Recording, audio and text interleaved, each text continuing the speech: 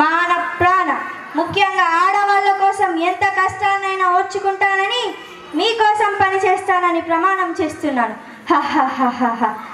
అలా ప్రమాణం చేసిన నేను నేడు ఎంతో మంది ఆడవాళ్లకు రుద్రదేవునిగా పరిచయం అయ్యాను. మా నాన్న గణపతి దేవునికి పుత్ర సంతానం లేదు, అందుకని నన్ను మీ అందరికీ రుద్రదేవునిగా పరిచయం చేశాడు.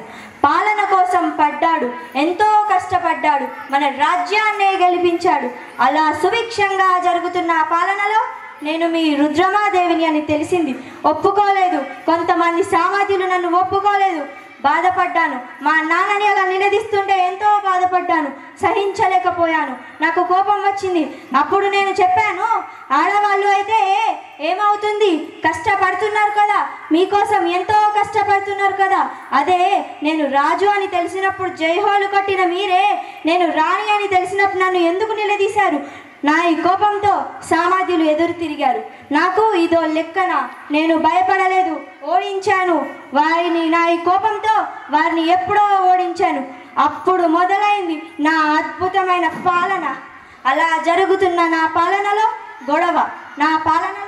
గొడవ, అది కూడా ఒక నది కోసం. సహించలేకపోయాను, నాకు కోపం వచ్చింది.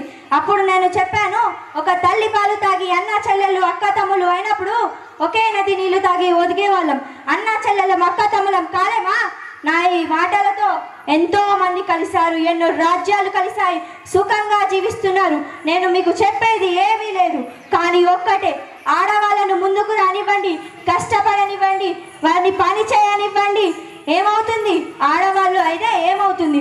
అదే నేను రాజు అని తెలిసినప్పుడు జైహోలు కొట్టిన మీరే నేను రాణి అని తెలిసినప్పుడు నన్ను నిలదీశారు. నేను భయపడలేదు, ముందుకు వచ్చాను.